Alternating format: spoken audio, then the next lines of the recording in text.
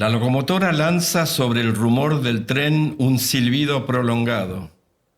Estamos llegando a Mar del Plata. En un cerrar de ojos están ocupados los 10 o 15 carruajes que volverán repletos de la estación a la playa por la avenida central. La brisa del mar nos llega de frente, impregnada de humedad salina. Alzamos los ojos y desde el coche abierto, muy lejos al confín del horizonte, divisamos un segmento más claro entre la tierra oscura y el cielo matutino. Es el Atlántico. El océano cuyas olas, quizás traídas por la corriente, van entibiándose bajo el sol africano, lamiendo las arenas. La sensación es brusca, extraña, grandiosa. Después de la pampa inmensa, del desierto eternamente inmóvil, la vista del mar agitado y mudable aparece como la perpetua y universal comprobación de nuestra vida planetaria. Luego recorremos la playa de norte a sur, trepando rocas, bajando por las estrechas grietas de granito, admirando los tonos ricos y variados de los arrecifes cubiertos de aterciopelado musgo. Es una fiesta para los ojos. Laberinto argentino. Un personaje central, un invitado y un libro.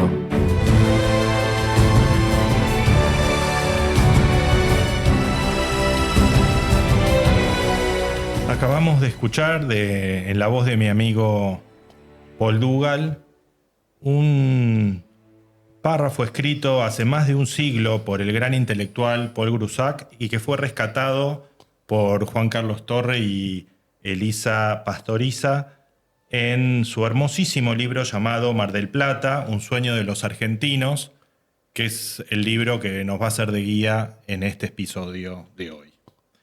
Vamos a darles la bienvenida, Juan Carlos, Elisa, y vamos a hacer una muy breve reseña de quiénes son nuestros invitados de hoy.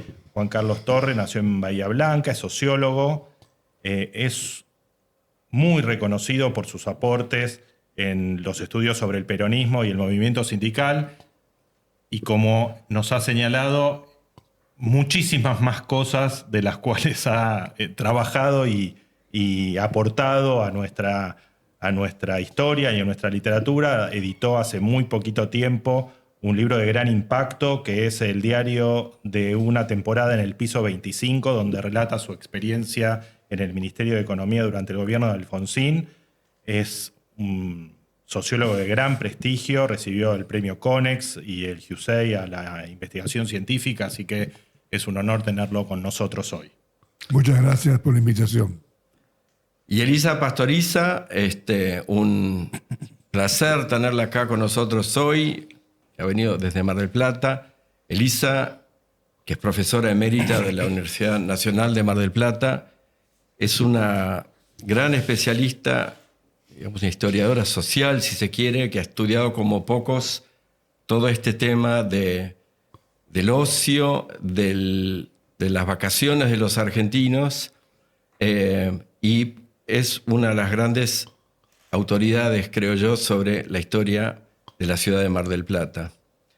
Así que es coautora con Juan Carlos de este libro. Así que muchísimas gracias por estar acá con nosotros hoy. Bueno, vamos a abrir entonces nuestras preguntas que van a estar dirigidas a entender cómo Mar del Plata fue un ícono en el desarrollo del ocio en la vida de los argentinos. Sobre todo y durante gran parte del siglo XX fue un reflejo de una sociedad que crecía y con la idea del veraneo, del bienestar. ¿Fue un concepto novedoso el de Mar del Plata? ¿Fue un privilegio exclusivo de la alta sociedad? ¿Dónde veraneaban los argentinos y en especial los porteños antes de que existiera Mar del Plata? En primer lugar, gracias por la invitación.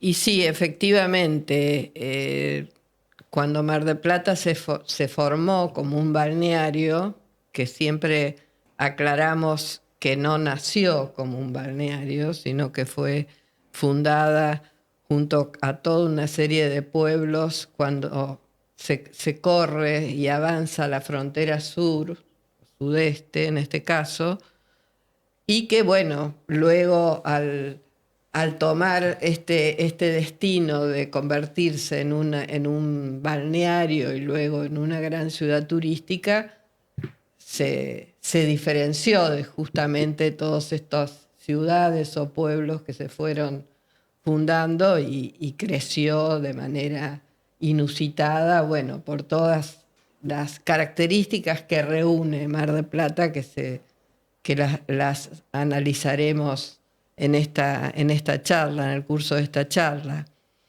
No se inventó los veraneos o toda esta cuestión relacionada con el ocio o el tiempo libre con este origen, sino de que sobre todo los sectores altos ya tenían prácticas respecto a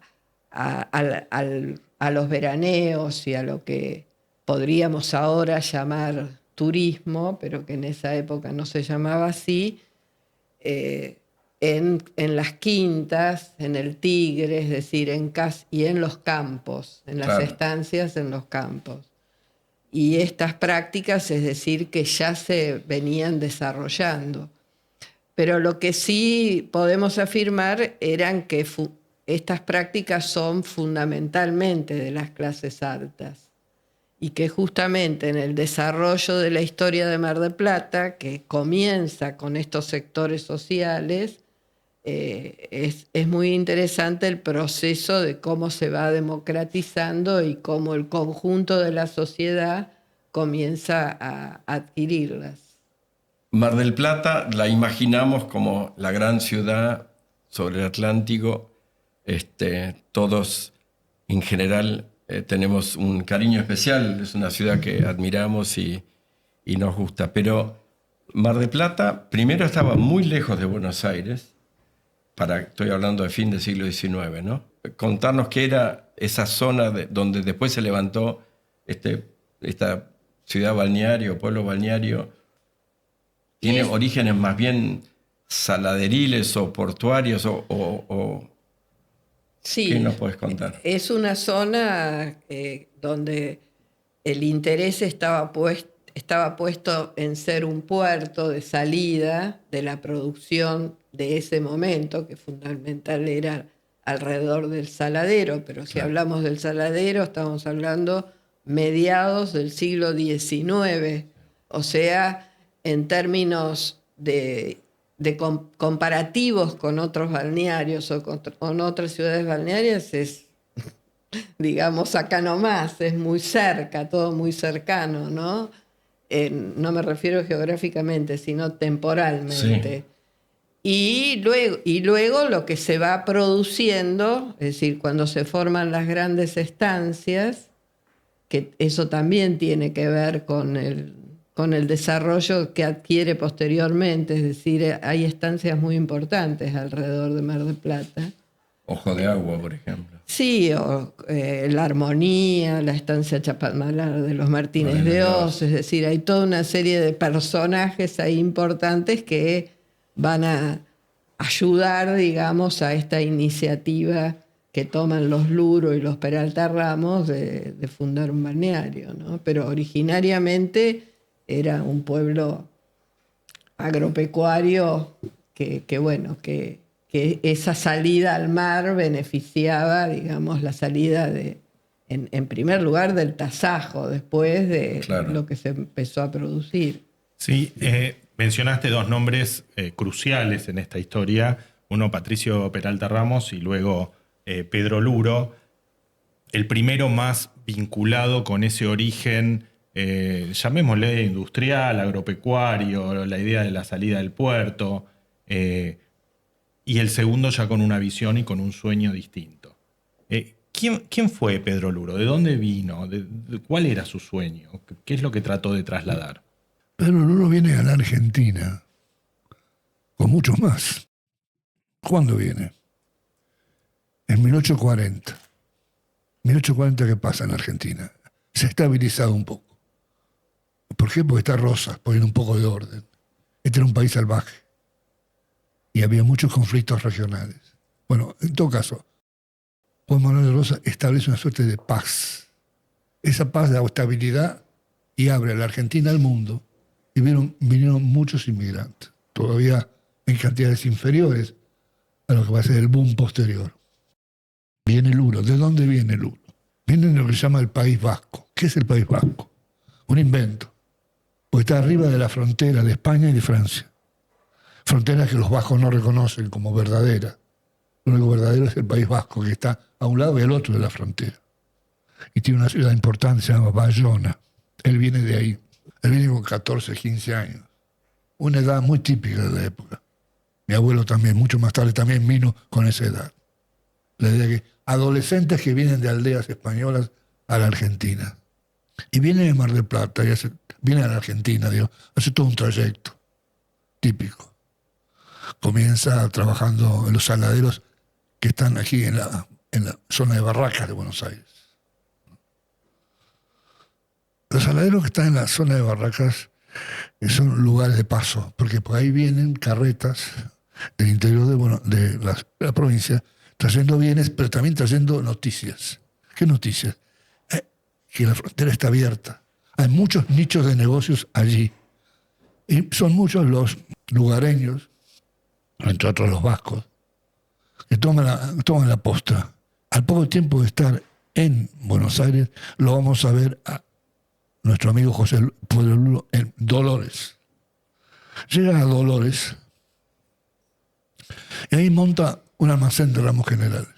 Deja el almacén de ramos generales a cargo de su esposa y contrata, se vuelve arrendatario de las tierras de un terrateniente del lugar. En ese contrato hay un detalle muy interesante. Me estoy yendo de la historia de Mar del Plata, pero ya llego ahí. Pero no quiero no quiero saltearme un detalle muy interesante. Él se obliga, en ese contrato de arriendo, a plantar árboles y a adquirir, al cabo de 3 años, por la cantidad de árboles que han arraigado, X cantidad de hectáreas. Efectivamente, al cabo de 3 años, él y otros amigos del vascos han plantado árboles, y se presenta y dice, señor, mira, escúcheme, habíamos quedado en eso, ¿no? No sé, hay un debate ahí. Al final se queda con 5.000 hectáreas. Ojo, estamos hablando de hectáreas de aquella época que no valen tanto.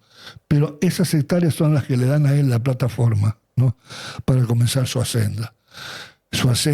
Un ascenso que va a continuar porque comienza a recorrer la provincia de Mar del Plata, de Buenos Aires, y llega a Mar del Plata. ¿Y qué ve en Mar del Plata? Algo extraordinario. Bien, acantilados. En general las playas argentinas en el Atlántico terminan planas. Correcto. Aquí se encuentra con acantilados. 2 puntos. Igual a Biarritz, la gran playa del País Vasco. Entonces, nuestro amigo Pedro Lulo, se va a saber más tarde, se sienta y mira, dice, aquí hay una posibilidad, que crear un balneario. Y hace una sociedad con un terrateniente del lugar, Patricio Peralta Ramos, ¿no? Y poco a poco comienzan a urbanizar la zona, ¿no? Y lo que era un puerto se va convirtiendo poco a poco en una villa balnearia. Villa balnearia que tiene ese dato importante. Es el lugar del Atlántico, ¿no?, donde tenemos acantilados. Y le da a Mar del Plata un lugar iconográfico en la Argentina. O sea, Luro ve lo que Peralta Ramos al principio no acababa de ver. El que en principio no podía verlo demasiado, porque yo no sé si viajó mucho a Europa, pero ciertamente no está entre los clase alta argentina que va a Biarritz. Yo tengo un libro sobre Biarritz en la Belle Époque, y hay una cantidad de argentinos allí. El dueño del diario La Prensa, el señor Paz, tiene una residencia fastuosa en Biarritz, pero nuestro amigo Peralta Ramos no tiene una residencia. Yo creo que la idea de 2 puntos, Mar del Plata, acantilados balnearios, me parece que se la podemos ubicar ahora a la distancia, y sin que nadie venga a discutir, ¿no? No tenemos a Federico Peralta Ramos haciéndonos un punto sobre esto, se la podemos atribuir al Luro. Pero ahora... Aparte, las clases bajas de esa zona, hay muchos estudios, tenían una práctica de baños de mar, ya había un acercamiento al mar importante, no solamente de los reyes y todo, y la nobleza que conocemos, ¿no? De Biarritz y los balnearios franceses, sino también, entonces, seguramente que Pedro Luro, es una conjetura, ¿no? Pero que Pedro Luro conocía eso, digamos. La experiencia. La experiencia, además de Biarritz, que ya era una ciudad. Ustedes, como nota de un color, balneario como nota de color, exponen en el libro que no nos olvidemos que el mar hasta el siglo XIX era visto como un enemigo.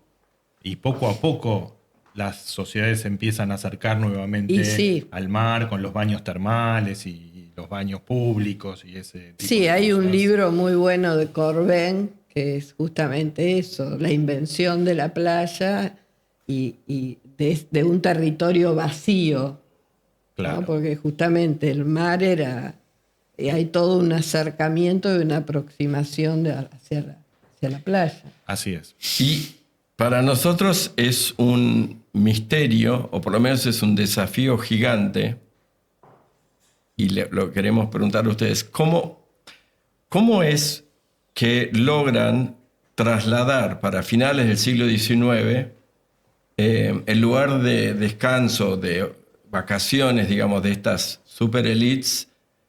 Porque vos contabas, Elisa, que los porteños iban al Tigre, iban a San Isidro, pero eso era una hora en tren. Ni llegaba el tren hasta el año 1886.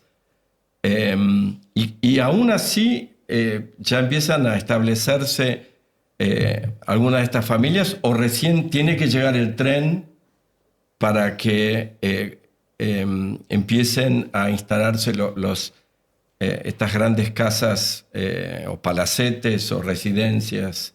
En términos temporales me parece que es un periodo muy corto, es decir, desde el momento en que se empieza a visualizar y empiezan a aparecer el primer hotel, que es también de la familia Luro, ¿no? El Gran Hotel, que algunos lo describen como un gran cuartel, digamos, la estructura, la arquitectura, digamos, de ese primer lugar para turistas, pero es como que inmediatamente estos gestores que empiezan a trabajar para armar un balneario se dan como primera tarea la extensión del ferrocarril que llegaba hasta Maipú. Correcto. Y entonces lo invitan a Dardo Rocha, hacen todo un trabajo como que estaba haciendo su campaña electoral,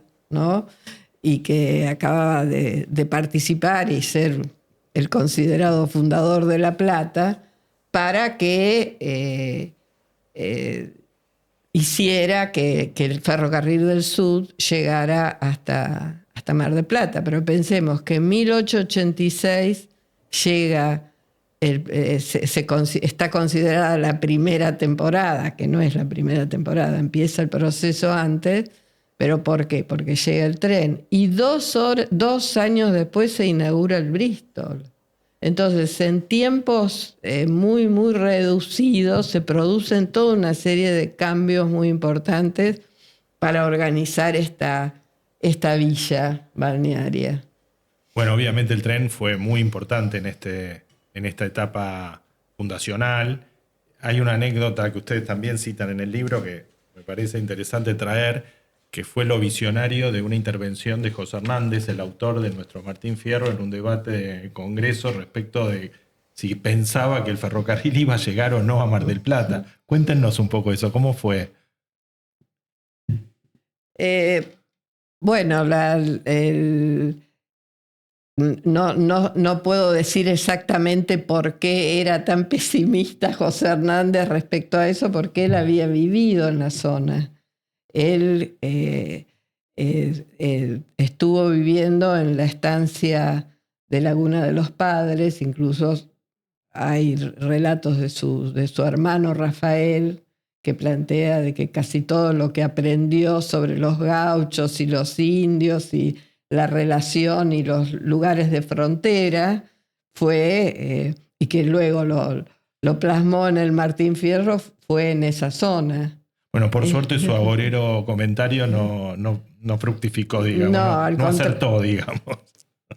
Bueno. No, y una cosa interesante que también tiene que ver con la cuestión temporal, digamos, nuestra, es que se puede decir que en gran parte los balnearios el gran impulso ha sido el ferrocarril, que a veces se logró, a veces no, me refiero a otros lugares balnearios, sí. En el caso de Mar del Plata se logró, mientras que los balnearios europeos, el ferrocarril fue muchísimo después, inclusive se lo considera como el gran factor democratizador de esos balnearios de Trouville, Deauville. Dieppe. Claro. Y acá empezamos con el ferrocarril. Sí. Entonces, es razonable, Juan Carlos, decir que para la Argentina del centenario la ciudad brillaba, ya estaban algunas de estas mansiones y las familias, los Ortiz Basualdo, los Guerreros, digamos, la Guía Azul, como digo yo, estaban los Anchorena, por supuesto, los Luro y los Peralta Ramos. ¿Cómo el resto de Buenos Aires, ese Buenos Aires tan mixto, vos decías 7 de cada 10 eran extranjeros, cómo estaban visualizando ellos a Mar del Plata? ¿Con admiración, con envidia? ¿Cómo se vivía Buenos Aires en las clases que no eran las aristocráticas? Un dato de la Argentina, hay dos datos de la Argentina. 3. Primero, un país que importaba alimentos se convirtió en un país que vendía alimentos al mundo. Extraordinario.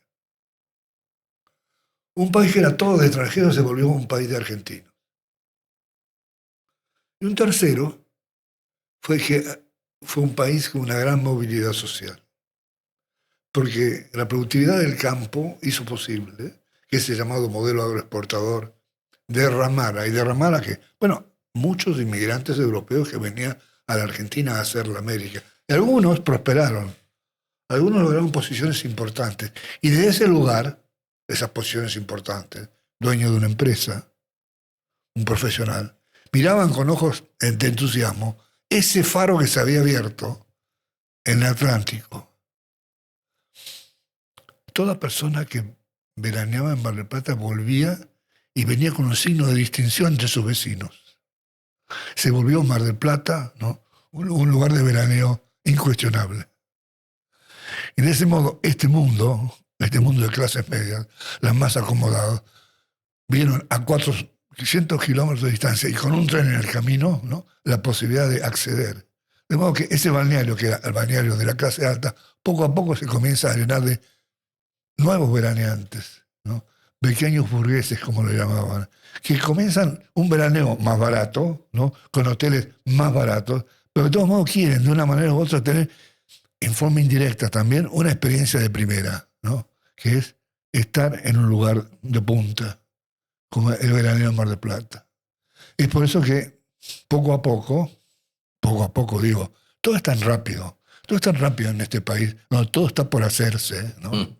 Que ya en 1920, ese mundo nuevo es tan abrumador en su presencia que va a forzar a la clase alta, la inventora de la villa balnearia, a moverse.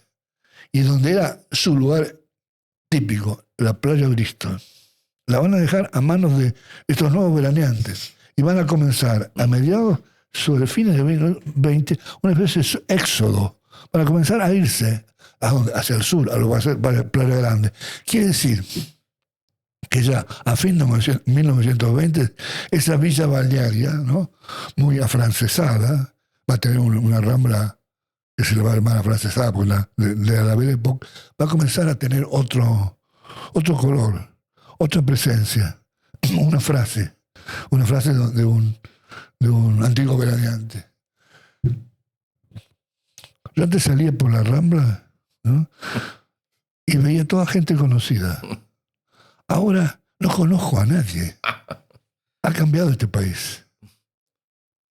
Y efectivamente el país estaba cambiando. Ustedes usan algunas palabras muy descriptivas de estos momentos, ¿no? Hablan del ocaso de la villa balnearia y el comienzo de la ciudad, el triunfo de Mar del Plata como contrapartida, considerándola una ciudad pujante. ¿Qué cantidad de turistas? ¿Cómo fue esta explosión, como usted decía, en tan corto tiempo? ¿Qué tuvo que hacer Mar del Plata para poder aceptar, recibir esa cantidad de visitantes? ¿Cómo fue esa transformación? Me imagino una explosión urbana, ¿no?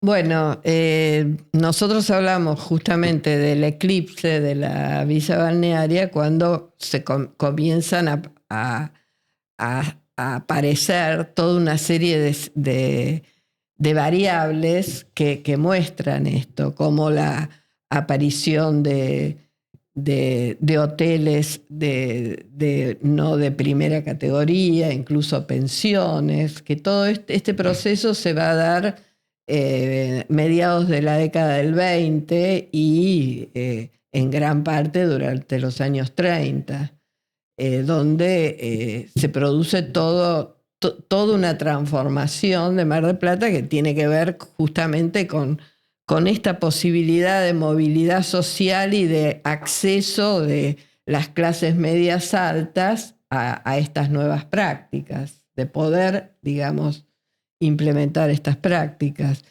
Y, bueno, por ejemplo, hasta el Bristol cae de nivel del gran prestigio que tenía como el lugar de encuentro de estos sectores altos que se refugian en sus residencias.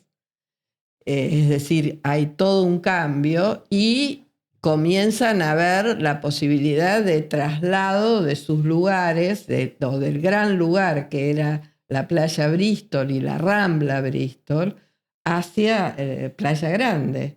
Y esto hace que los conservadores, cuando acceden durante los años 30, y sobre todo la gestión de Manuel Fresco, cambie toda digamos, el perfil ribereño de Mar del Plata. El gran cambio que se da en los años 30, donde es demolida la Rambla francesa o la Rambla de material, como se llamaba, porque las anteriores ramblas eran de madera, entonces esta la llamaban de material, que duró nada más que decir poquísimos años, 27 años. Es decir, es inconcebible en cualquier construcción así arquitectónica de los balnearios europeos.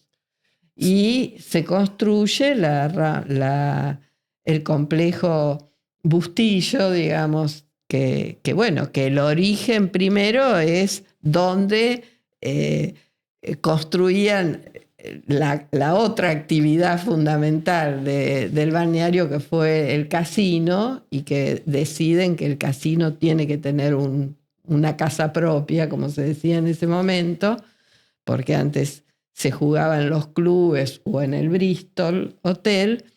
Y bueno, y esto hay un cambio de postal, digamos, de la ciudad. Es decir, barre, los conservadores paradójicamente barren con la postal anterior, que era el símbolo de la villa aristocrática. Ustedes lo cuentan muy bien. Yo además aprovecho para contar a los que nos escuchan que el libro es una maravilla, no solamente en estos relatos que están haciendo Juan Carlos y Elisa, sino también en estas postales y viñetas y extractos de diarios de época, que son la mejor expresión para mí de estas vivencias que estamos comentando acá. El libro en ese sentido es riquísimo. Ahora, nosotros solemos en la Argentina asociar a la década del 30 con este mote de década infame. Y sin embargo, es un momento en el cual realmente lo que es desarrollo del turismo, y ustedes lo cuentan muy bien, digamos, la aparición de la Ruta 2, por ejemplo, de las estaciones de servicio, de estos hoteles sindicales, o no sé si son proto-sindicales, pero es de la mano de los conservadores que se empiezan... Esto que acabas de explicar, de tirar abajo esta cosa emblemática de los que habían llegado primero, de los más ilustrados, digamos, y sin embargo es nada menos que Bustillo, o el hermano de Bustillo, no sé si es el ingeniero. Es el arquitecto, Alejandro es Bustillo. Es el arquitecto, no el ministro. No, cuyo hermano era el ministro de Obras Públicas de Fresco, y el otro hermano el director de Parques Nacionales, Ezequiel. O sea que era una familia... Pero bastante... son ellos los que llevan adelante finalmente, ¿no?, esta decisión de cambiarle la cara. Sí, señor. Sí, señor. Sí, hay un dato muy relevante que ustedes muestran muy gráficamente, que entre el año 30 y el año 40 los turistas en Mar del Plata subieron de 50.000 60.000, 1930, 340.000, 1940. Son 7 veces el crecimiento. El momento de mayor crecimiento en tasas de crecimiento. Es tremendo. Sí. Una postilla. Con este entusiasmo Mar del Plata se convirtió en una especie de guía para viajar por el mundo. Entonces yo alguna vez fui a Francia, más de una vez, y fui buscando los balnearios. Y me encontré los balnearios de la Belle Époque, intactos. Volví a la Argentina y no, porque Bustillo se ocupó de barrerlos con la piqueta. Una cosa argentina, un país que camina sin el peso de la historia. Una peculiaridad argentina es que caminamos sin una mochila cargada y con mucha rapidez nos desembarazamos de lo que tenemos. El caso más prototípico es cómo se desarmó esa Mar del Plata emblemática, ¿no? Y se montó una cosa totalmente distinta y sin ningún cargo de conciencia, simplemente para estar al tono con la época. Los argentinos quieren estar al tono con la época. Entonces, lo que hace Fresco y Bustillo, Fresco, además, otro detalle. Se va a hablar de la política de obras públicas como clave para países en crisis. Keynes va a ser el ejemplo de todo eso. Porque los argentinos comienzan a hacer keynesianismo antes de Keynes. Porque después del impacto de la crisis del 30, el programa de obras públicas del gobierno conservador es formidable. Un lugar de ese programa es el programa que tiene Fresco para Mar del Plata, que la convierte ahí sí en la marca de un balneario de masas. Entonces, dos o tres referencias, ¿no? Primero, los argentinos caminan por la historia sin el peso de una tradición, con la plasticidad de los países nuevos. A mí me tocó salir de Buenos Aires y pasar una temporada en Europa, y yo vivía en Buenos Aires en departamentos con calefacción. Allá, cuando yo vivía en Inglaterra, tenía que poner una moneda para que apareciera. Y esto estoy hablando de la década del 70. ¿Okay? O sea, nosotros siempre nos cotizamos como los países que están siempre a la vanguardia. A propósito de los autos, para los cuales la Ruta 2 es central. Argentina es el 5º país del mundo en 1928 en materia de autos por habitantes. Entonces, no solo vamos a tener un boom de turistas en Mar del Plata, es que el boom de turistas viene de la mano de autos que por la Ruta 2 ahora van a competir con el ferrocarril. Como que, y sobre la base de qué? De un programa de obras públicas. Cuando se dice la década infame, se dice una verdad a medias, porque en la década del 30, yo diría, para usar una expresión de Borges, los senderos se bifurcan. El sendero de la política se vuelve regresivo. Manuel Fresco vuelve al voto cantado. El voto secreto se acabó. Ahora se vuelve al voto cantado y al fraude. Pero el sendero de la sociedad como se muestra en este libro, sigue siendo un sendero abierto. Porque la sociedad en Mar del Plata, ¿no?, se vuelve más llena de veraneantes, ¿no?, que le van a dar el tono, ¿no?, a este lugar emblemático del Atlántico. Bien. Vamos a llegar a un año muy significativo en la historia argentina, que es el año 46. Los procesos políticos históricos en la Argentina dan un brusco cambio. Comienzan a tener una importancia trascendental los sindicatos. El concepto de turismo social aparece en esa época. El sueldo anual complementario, el concepto del pago de vacaciones. ¿Cómo impacta eso en Mar del Plata? Bueno, en primer lugar, el turismo social no comienza con el peronismo, es decir, ya se viene planteando antes, porque eso también es otra de las riquezas de la década del 30, ¿no? Incluso Monseñor D'Andrea, es decir, con sus colonias de vacaciones y una que se inaugura en Mar del Plata, en Punta Mogotes, que la inaugura justamente con Fresco, ya se venía planteando y se venía hablando de estos sectores. No existían los hoteles sindicales va a ser algo que se crea con el peronismo, con el primer peronismo, y que avanza muy paulatinamente, pero el peronismo lo que va a hacer, digamos, darle otra escala a esto que se había iniciado, inclusive la colonia de Embalse de los años 30, que luego se va, digamos, a complementar o va a crecer cuando Perón decida, es decir, o se decida la creación de Chapalmalar. El impacto sobre Mar del Plata va a ser que toda esta, digamos, este programa, este proyecto de turismo social haga que toda una serie de planes y de vacaciones, de paquetes vacacionales, comiencen a plantear para ese sector, para el sector de los trabajadores, la posibilidad del conocimiento de esta ciudad turística y conocimiento del mar, ¿no? Es decir, como algo, digamos, como una reivindicación importante.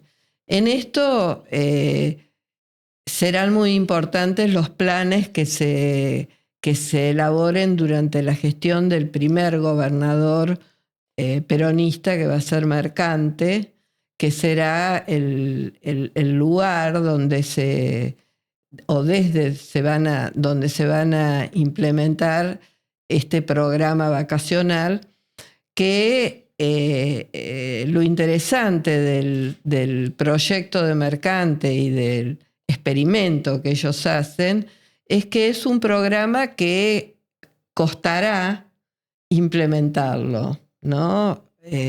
Paradójicamente, ¿no? El gobierno peronista va a dar las vacaciones pagas, eso va a ser en 1945, o sea, antes de la presidencia de Perón, y mediante estas vacaciones pagas que algunos gremios importantes ya tenían, como empleados de comercio, como ferroviarios, se va a extender al conjunto de los trabajadores. Mediante estas vacaciones va a haber 10 días de vacaciones pagas. ¿Qué van a hacer los trabajadores durante estos 10 días? Es una pregunta que nos hacíamos con Juan Carlos hace muchos años, pensando de qué manera los trabajadores iban a empezar a salir a veranear, a viajar. Y esto no fue automático. Y en ese sentido es muy interesante el experimento que se produce en la provincia de Buenos Aires, dirigido por un marplatense que es Capelli, donde él cuenta las dificultades que encontraron en que esto se implementara. Es decir, organizaban estos paquetes turísticos y los trabajadores no se anotaban. Hicieron encuestas para ver qué era lo que sucedía y las respuestas cuáles eran. Que no sabían cómo comportarse, que no sabían lo que era un viaje, que no sabían qué era ir a un hotel, qué ropa usar. Ah. Es decir, que hubo que hacer todo un trabajo pedagógico, digamos, para lograr esto, digamos, que fue una consigna importante del gobierno de Mercante y que la consigna era... Usted paga el pasaje, el gobierno paga el hospedaje. Sí, es decir, que... Era toda una transformación cultural que estaban planteando. Claro, más era allá como del la beneficio formación económico. del turista obrero, del turista trabajador. Sí, el veraneo en la playa no figuraba en la agenda de la recreación popular. Recreación popular, 2 puntos, ir a las carreras, ir a un partido de fútbol, encontrarse con los amigos, comer un asado. Ir a la playa, eso queda muy lejos. Por supuesto, como decíamos recién, había gremios más viejos que tenían esa experiencia, pero hay 1 millón de nuevos trabajadores en Buenos Aires, en el área metropolitana, entre el 35 y el 46. 1 millón. Eso llamadas migraciones internas. Para muchas de estas personas, ¿no?, que venían del interior, la idea de veraneo en la playa era una cosa remota. Por eso hubo todo un trabajo complicado. Cómo introducir esta asignatura en la agenda de los trabajadores. Y no fue nada fácil. Pero una vez que se introdujo, en el caso de Mercante, una vez que se encontró una masa crítica, que a pesar de las reservas fue a Mar del Plata, cuando volvieron, su entusiasmo fue tan incontrastable que, como dicen, hubo que poner más personal para atenderlos a todos ellos. Y de entonces dejaron grabado en la conciencia colectiva, ¿no?, un recuerdo fenomenal. Y ese recuerdo fenomenal, ¿no?, los confirmó en esa condición de ciudadanos de primera clase, que era un poco la plataforma del peronismo. Yo pienso muchas cosas cuando los escucho, ¿no? Es tan bueno el subtítulo del libro, porque en definitiva se fue convirtiendo Mar del Plata en el sueño de los argentinos. Y en algún momento se convierte en la feliz. No sé cuándo se convierte en la feliz, entre comillas. Pero hay en un momento, creo que posterior o por ahí, del peronismo, del fin del peronismo, que se introduce la ley de propiedad horizontal, ¿no? Y ustedes cuentan en el libro que eso tiene un impacto muy grande sobre el City Line de Mar del Plata, ¿no? Y la democratización del casino también, ¿no? Claro, en ese sentido, para mí es muy interesante plantear que el gobierno peronista, que se lo asocia, en el caso de Mar del Plata, fundamentalmente con esta política social, digamos, del turismo obrero, del turismo social, como mirando solamente a los trabajadores, no fue solo así. También miró a esas clases medias, Claro. que son, digamos, las que masivamente llegan a Mar del Plata durante ese periodo, porque los trabajadores son como que comienza ese imaginario de que se podía llegar y que había que conocer ese lugar. Pero masivamente son las clases medias. Y la ley de propiedad horizontal permite, que bueno, todos sabemos lo que es, ¿no? Es decir, no es que no había edificios de departamentos, pero esos edificios que había antes eran de un solo propietario, todo el edificio, que generalmente esas unidades eran para alquiler. Mediante esta ley se permite la venta. La subdivisión y venta. La subdivisión y que sean muchos los propietarios. Eso va a posibilitar que esas clases medias puedan adquirir un departamento propio en esa ciudad balnearia. Entonces esto va a provocar un cambio urbano muy importante, que es prácticamente es lo que decía Juan Carlos recién, ¿no?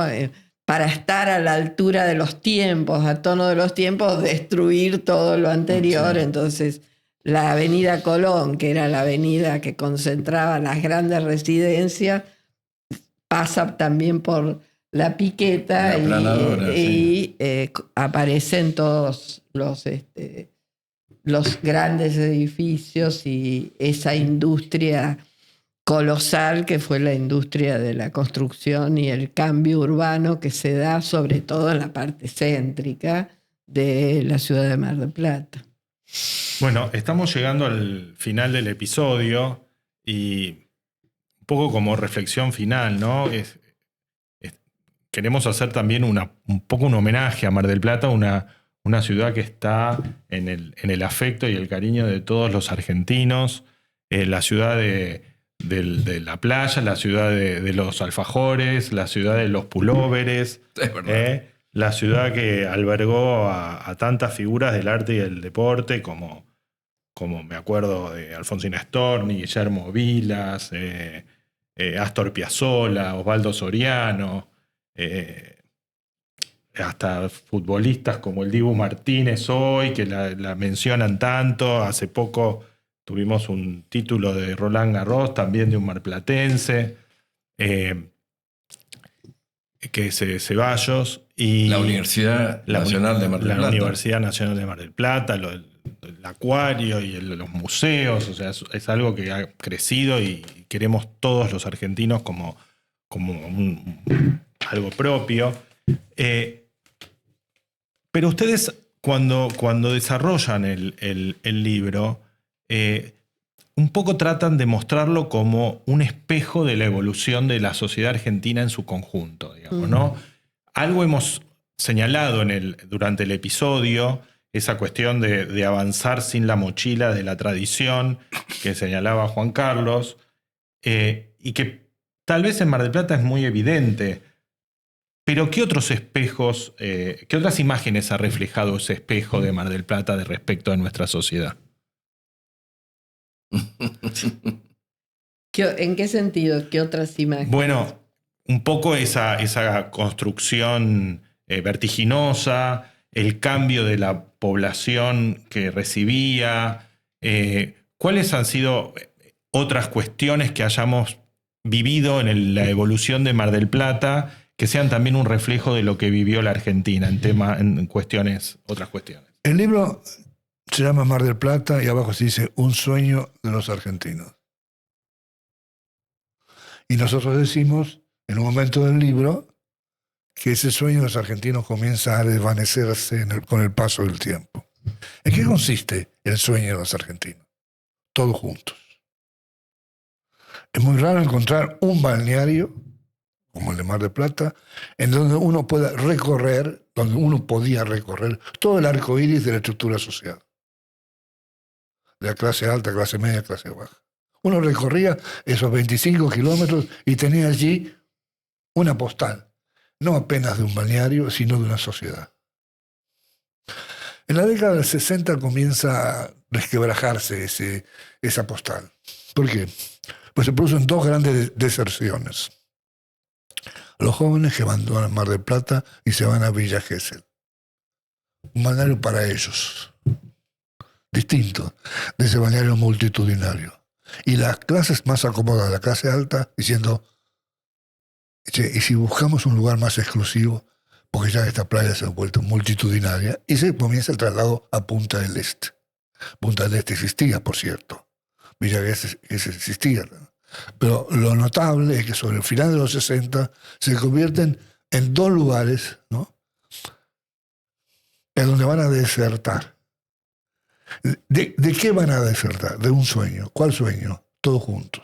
A partir de entonces la Argentina va a comenzar a caminar sobre un sendero distinto en términos sociales. El sendero de la disgregación. La Argentina se va a volver más compleja, pero también más polarizada socialmente. Uh-huh. Aquí en la ciudad van a aparecer los llamados country clubs, ¿no? Gente que se va a vivir fuera de la ciudad. O sea, el paisaje socioeconómico comienza a diferenciarse más todavía. Y Mar del Plata va de una manera u otra a acompañar, ¿no?, esa sociedad argentina ahora más diferenciada, ¿no?, y más, si ustedes quieren, segmentada socialmente. Esa va a ser una foto, la foto con la que terminamos nuestro libro. Pero nosotros terminamos nuestro libro, pero Mar del Plata siguió haciendo su vida, ¿no?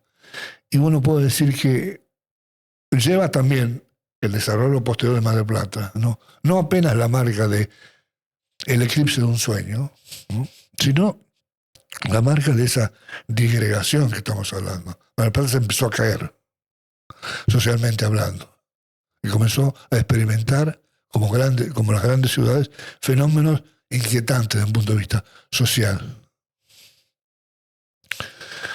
Llego hasta acá. ¿Por qué? Porque últimamente no he ido a Mar del Plata. Elisa vive en Mar del Plata y les puede contar la última Mar del Plata. Sí, no.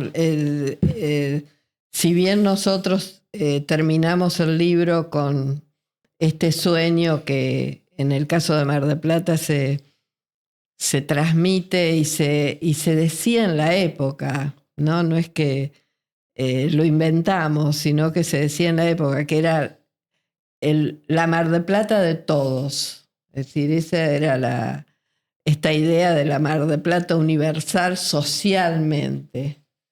Esto se fue quebrando a partir de los años 70 por lo que describió recién Juan Carlos. Y Mar del Plata, que había acompañado los procesos de transformación en la Argentina y que a veces los había expuesto de manera más descarnada por ese acelerado crecimiento, es decir, por esa condensación en pocos años de toda esta serie de procesos sociales que fue viviendo la Argentina, también expresa en el último periodo, en los últimos años, no hablemos ya del sueño de los argentinos, esta realidad que vive el país. Es decir, Mar del Plata en muchos momentos ha pasado a ser la ciudad de mayor desocupación, sí. Es decir, donde se expresan justamente esta segmentación que vive el país. Es decir, en forma bien descarnada, ¿no? Y a la vez el contraste de las super torres, ¿no?, que se han construido en los últimos 10, 15 años, quizás de las más impresionantes de fuera de Buenos Aires, ¿no? En ese contraste que hoy es Mar del Plata. Bueno, yo creo que estamos llegando ya al final del episodio. Ha sido un episodio muy rico, muy interesante. Me voy a apropiar de estas últimas frases de ustedes para señalarlas como una parte de nuestro laberinto argentino, algo que tenemos que superar, esta orfandad del sueño unificador que deberíamos recobrar, o que sería bueno, o que reflexionemos sobre eso.